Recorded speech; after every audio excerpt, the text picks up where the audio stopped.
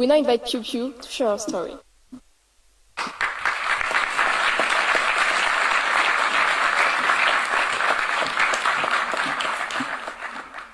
မင်္ဂလာပါ Bonjour à tous.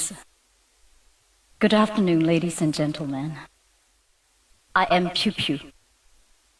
Before I introduce myself, I would like to thank the Secretary General, Madame Jumalapali, the team Clement, Veronique, Diane, my friend Vivienne, and everyone here for giving me a chance to give a testimony at the opening ceremony of Clement 2025.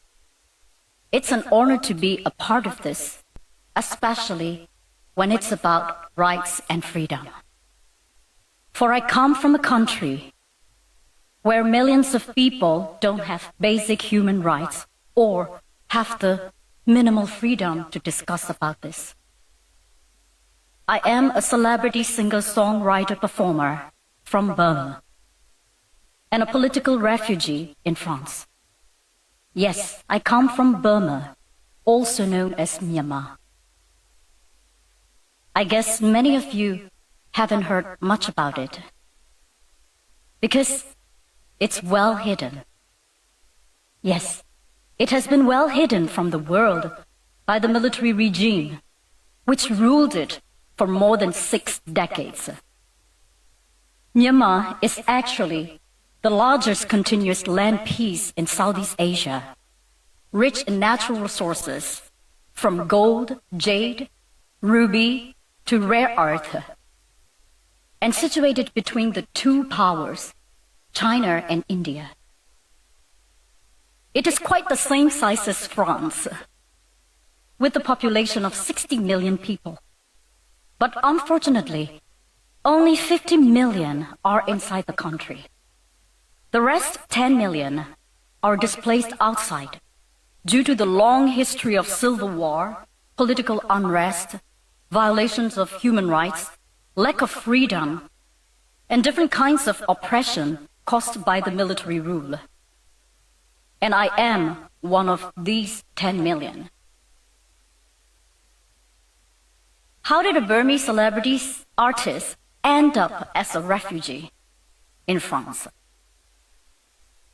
At the dawn of the 1st February 2021, the first day of the parliament of our newly elected democratic government, my country has been seized by the comeback military coup, arresting our president, our state councillor Aung San Suu Kyi, and almost all of the parliament.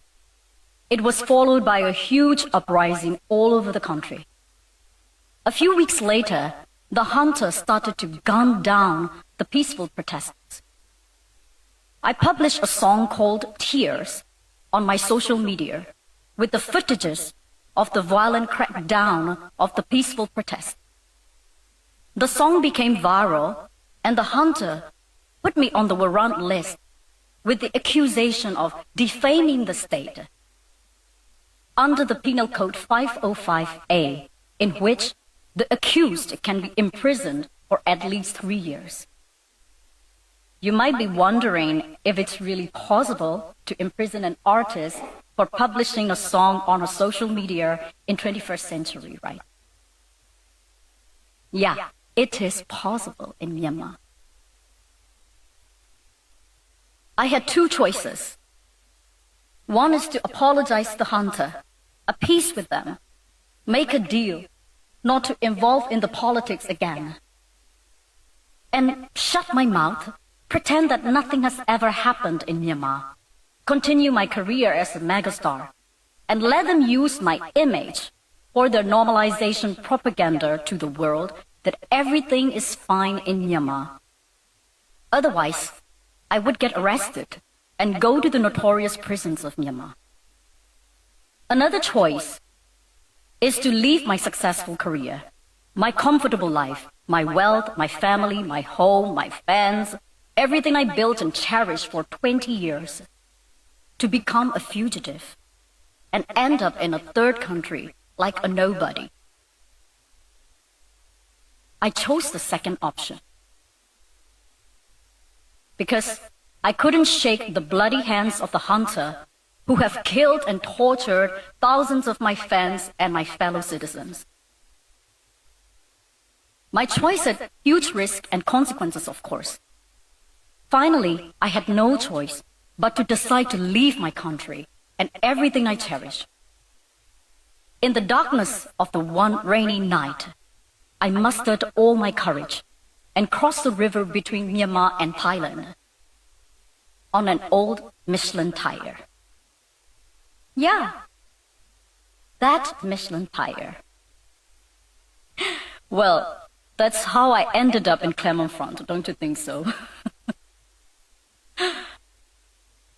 Well, that was a nightmare for me that night, actually.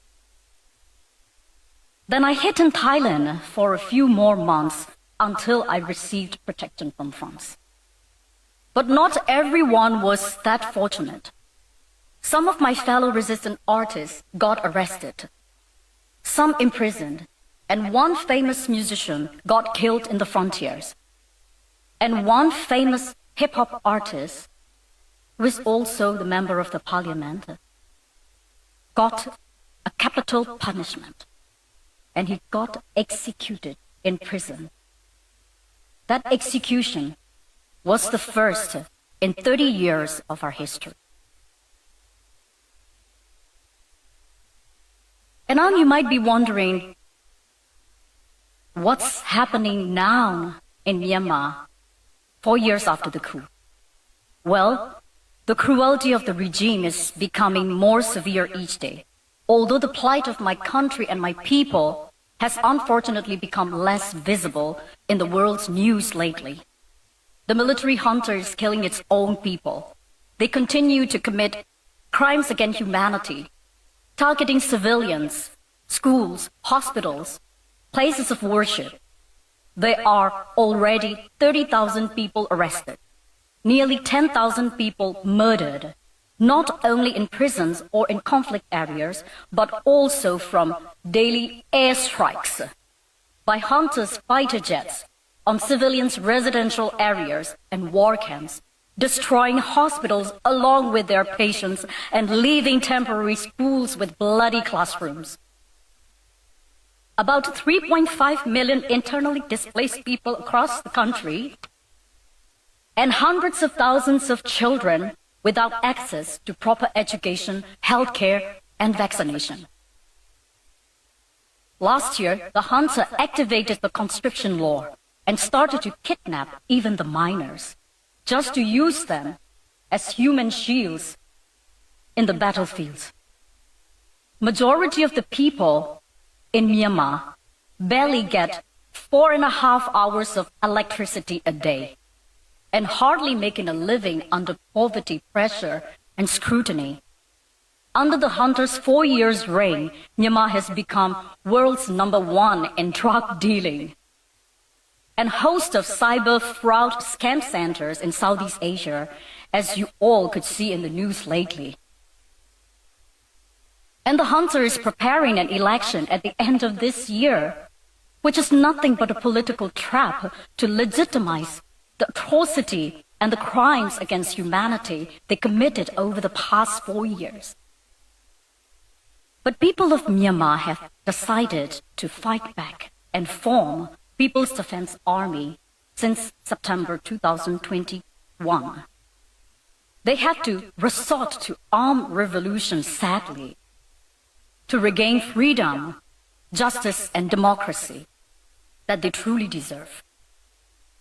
People from all walks of life, university students, teachers, lawyers, doctors, engineers, artists, bankers, farmers, etc., join in the resistant army. They have given up their dreams, their futures, their careers, their families. When I see the crowd here today, you remind me of hundreds of thousands of young people, as young as 17 and 18 like you, fighting in the jungles of Myanmar to get back their basic rights. People like us, who are scattered and displaced around the world, also participate in the revolution in different ways, like what I'm doing right now, speaking out about our country and helping the war victims with humanitarian aids. As an exile-resistant artist, I toured around the world since the end of 2024, singing fundraising charity concerts in London, Seoul, Sydney, Melbourne, and Tokyo to support the displaced people in war-torn areas, to unite Myanmar diaspora, and to increase the awareness of our forgotten war in the international scene. As a result of that, 4 months ago, the junta revoked my citizenship. Now I'm not only a nobody, I have no nationality and no citizenship anymore. But that's not gonna stop me. I will continue my fight. I will continue to speak out the truth to raise awareness of our forgotten country and our forgotten war. I will continue to do whatever I can. This chance of my 10 minutes testimony here means so much to me and to my people of Myanmar. Your presence, especially that of young people here, encourages us, and your attention ensures us that we are seen, we are heard, we are recognized, and that we are not forgotten. And I hope one day the peace and justice would return to my country. Thank you very much. Have a wonderful day.